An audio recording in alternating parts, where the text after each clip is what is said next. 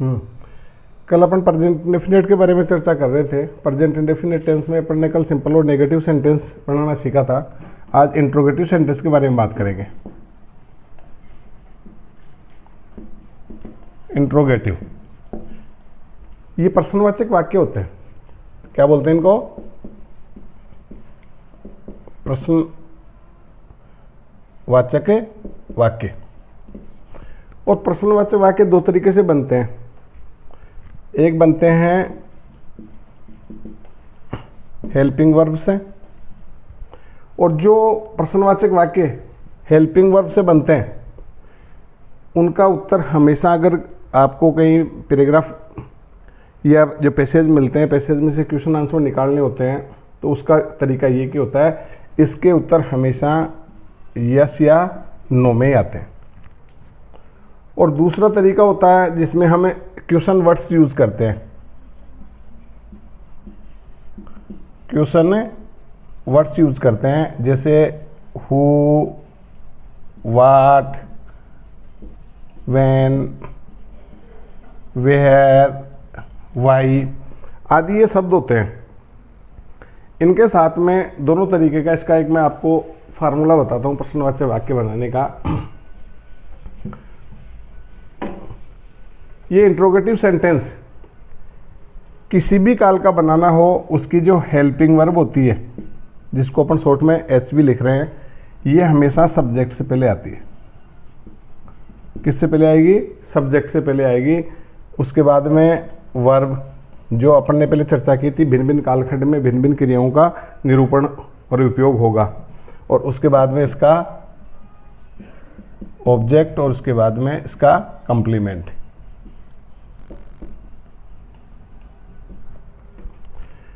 अब बात कर रहे थे अपने प्रेजेंट इंडेफिनिट की, और प्रेजेंट इंडेफिनिट में अपने पास से हेल्पिंग वर्ब के रूप में डू या डज अपन यूज करते हैं। और सब्जेक्ट अपने पास दो प्रकार के थे, एक सिंगुलर और एक प्लूरल।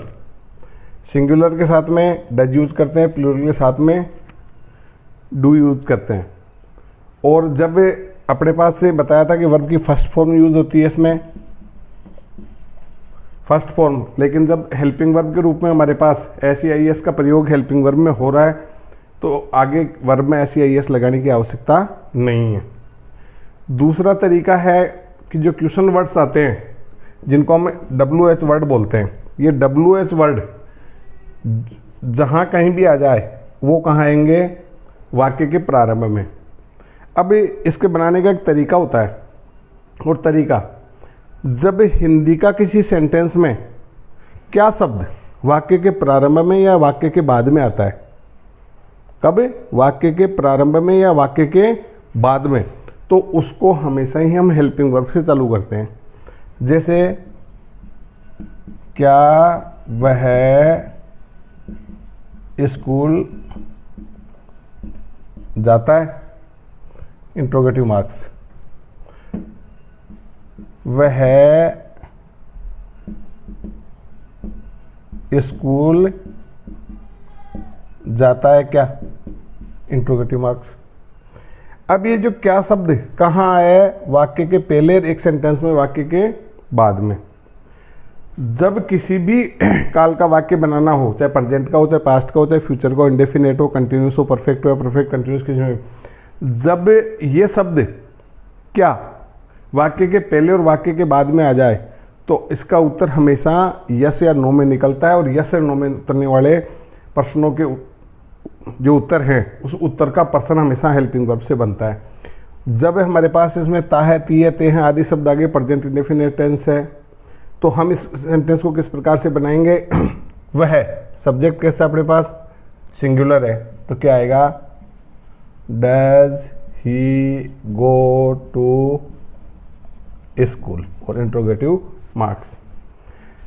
अगर वाकई इसका उत्तर हम निकालना चाहें अब कि हाँ वो स्कूल जाता है या वो स्कूल नहीं जाता है, तो अगर इसको दूसरे तरीके से हम देखें, जब उत्तर निकालने की स्थिति आती है, तो इसको हम यस, अगर यस में लाएंगे तो इस सेंटेंस को एफर्मेटिव बनाना पड़ेगा, और अगर नो है तो इसको नेगेटिव बनाना पड़ेगा। तो सबसे पहले यस ही। अब ये यस हाँ हकारात्मक आया, एफर्मेटिव आया, ही अब इसमें हेल्पिंग वर्ब नहीं होगी सिंपल सेंटेंस में, yes he goes to school, इसका उत्तर बनेगा हाँ वो स्कूल जाता है। लेकिन अगर वो स्कूल नहीं जाता है, इसका उत्तर किस में निकालेंगे, नो में, तो क्या होगा, no he does not go to school.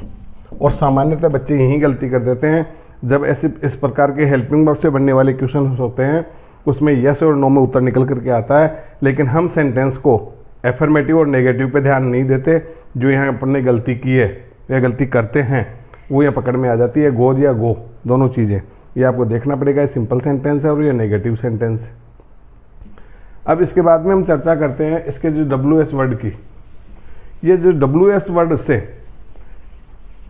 WH words वाले जितने भी सेंटेंस हैं इनका हिंदी के सेंटेंस पे ध्यान देने की आवश्यकता है। इसमें जितने भी क्यों,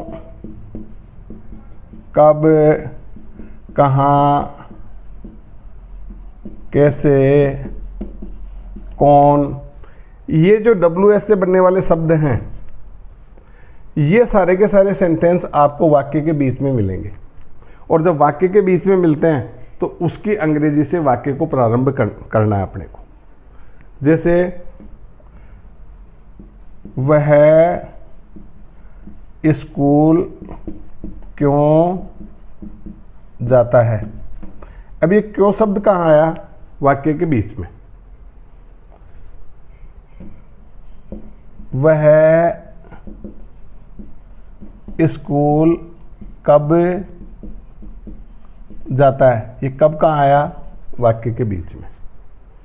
तो क्यों, कहाँ, कब, कैसे, वह स्कूल कैसे जाता है, बस से जाता है, वो एक बात की बात है। तो इन शब्दों की अंग्रेजी सबसे पहले लिखेंगे और उसका फार्मूला वही होगा, सबसे पहले WH वर्ड, उसके बाद में उसकी हेल्पिंग वर्ब जो किसी भी काल के अकॉर्डिंग, और इसमें हम काम लेंगे डू और डज प्लस सब्जेक्ट, ये सब्जेक्ट के अकॉर्डिंग चलेगी। उसके बाद में वर्ब, भिन्न भिन्न कालखंड में भिन्न भिन्न चलती है, लेकिन इसमें कौन सी फॉर्म काम मिलेंगे, फर्स्ट फॉर्म। और उसके बाद में इसका ऑब्जेक्ट और कंप्लीमेंट, और अंत में इसका इंट्रोगेटिव मार्क्स। अब इसकी अंग्रेजी हम बनाएंगे कि वो स्कूल क्यों जाता है। तो सबसे पहले क्योंकि अंग्रेजी के लिए हम क्या करेंगे, वाई। सब्जेक्ट कौन है, सिंगुलर, वाई, तो सब्जेक्ट के अनुसार does he go to school, interrogative marks. दूसरे में वह स्कूल कब जाता है, तो कब की अंग्रेजी क्या होगी, when. When does he go to school, और इंट्रोगेटिव मार्क्स। ये इंट्रोगेटिव सेंटेंस बनाने का आपका एक फार्मूला है कि इंट्रोगेटिव अगर वाक्य के प्रारंभ में और अंत में मिल जाता है तो उसको सिर्फ हेल्पिंग वर्ब से बनाना है, और वाक्य के बीच में अगर मिल जाता है तो उसके एक रीजन होते हैं, कारण होते हैं, तरीका होता है, समय होता है, जो भी कुछ होता है उसको हम WH वर्ड से चालू करते हैं। और ये एक अपना फार्मूला है इंट्रोगेटिव सेंटेंस बनाने का। सबसे पहले WH वर्ड, अगर आवश्यकता है तो, नहीं हेल्पिंग वर्ब, और उससे पहले सब, उसके बाद में सब्जेक्ट, सब्जेक्ट के बाद में वर्ब, और उसके बाद में ऑब्जेक्ट, और उसके बाद में उसका कंप्लीमेंट। तो हमेशा याद रखें कि अगर इंट्रोगेटिव सेंटेंस बनाना है तो सब्जेक्ट से पहले हेल्पिंग वर्ब को रखना पड़ेगा, चाहे किसी भी काल का हो, और उसके अगर बीच में आ जाता है तो उसको WH वर्ड जो भी उसका मीनिंग्स होता है उसके अकॉर्डिंग उसको बनाना है। ठीक है।